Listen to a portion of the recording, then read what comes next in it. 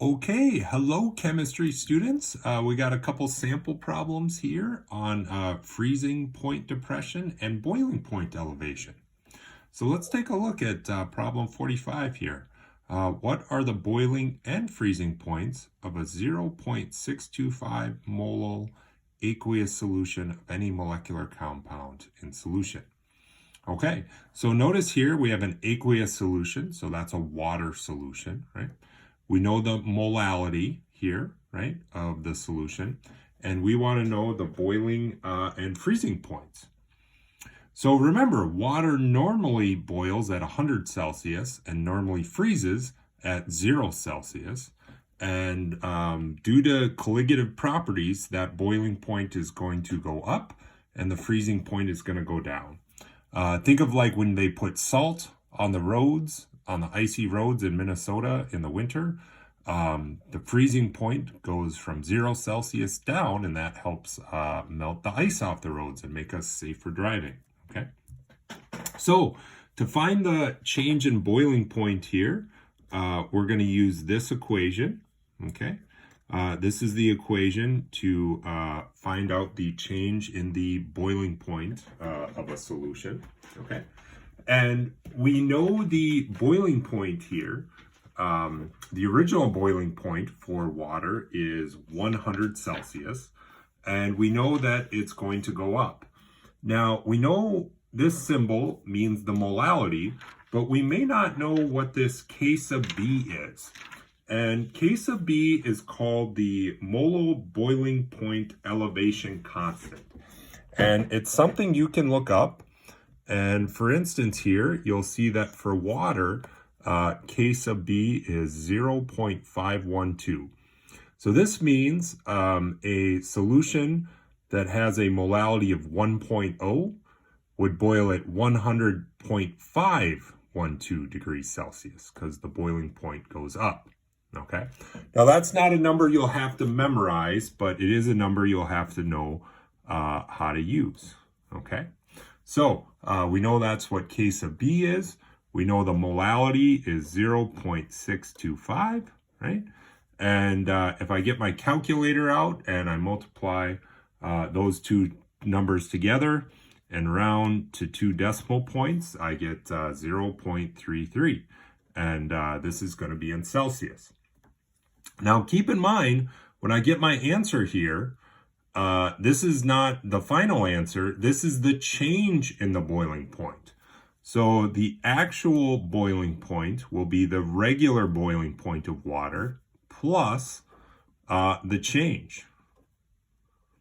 Okay, so our new boiling point will be 100.33 degrees Celsius. Okay, so this is our answer for the first half of 45. Okay.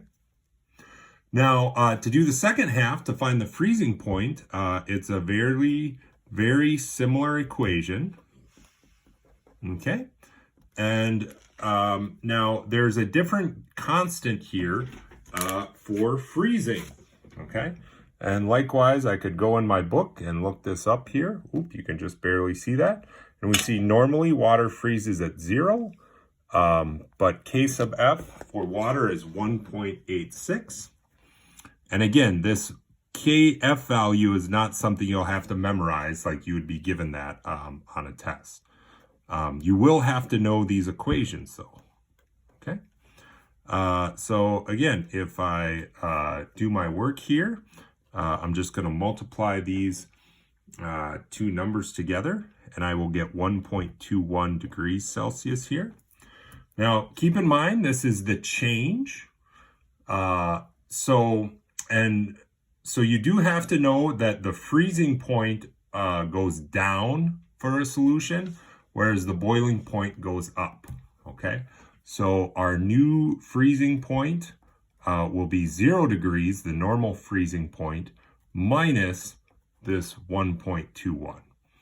So our new freezing point is minus 1.21 degrees Celsius. Did I go off the edge of the page there? Nope, I think you guys can still see that.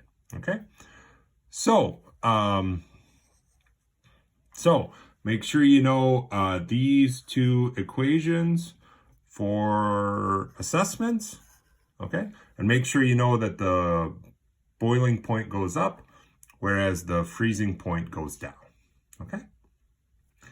All right, now notice here, there's something different between problems 45 and 51.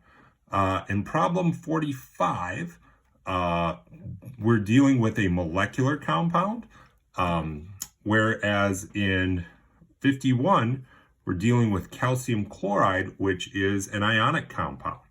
Now, keep in mind the definition of colligative properties is, colligative property is a property of a solution that changes based upon the number of particles that are dissolved, okay? Now, when you have a molecular compound, one molecule makes for one particle in solution.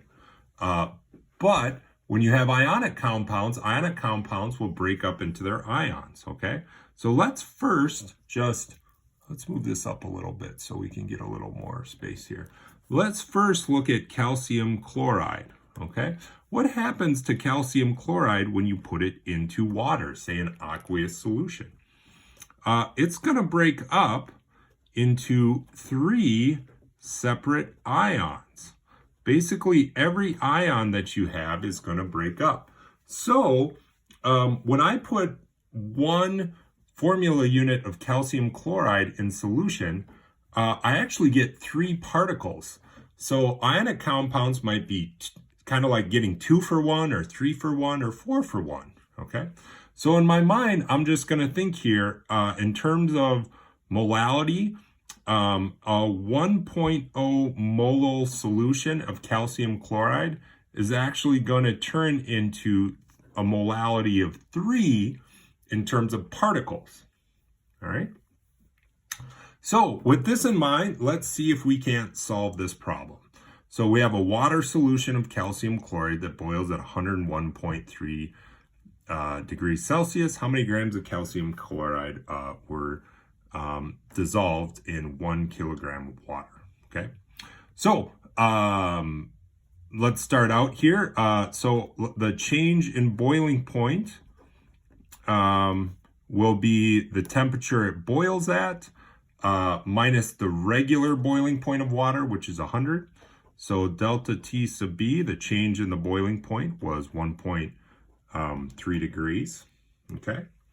Now, we know that we're dealing with water, and we know that we're dealing with boiling. So we should know that K sub B here, just like before, is 0.512. Okay. So that's something we want to keep in mind.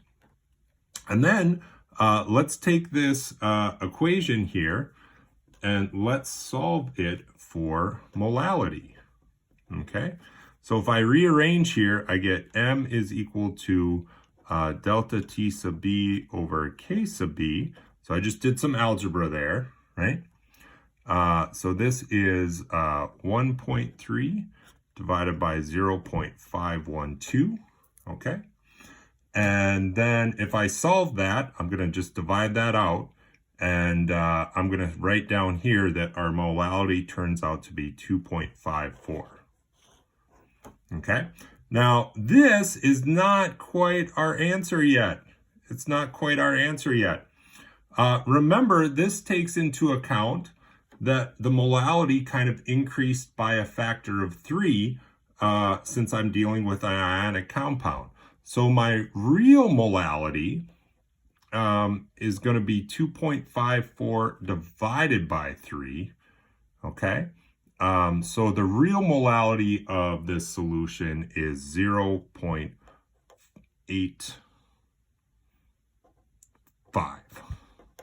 Okay? All right.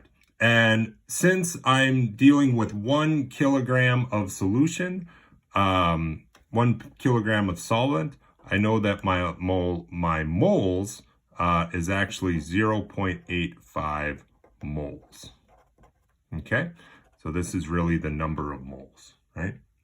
And then if I want to find out how many grams that is, I would just have to multiply the moles times the molar mass of calcium chloride, okay?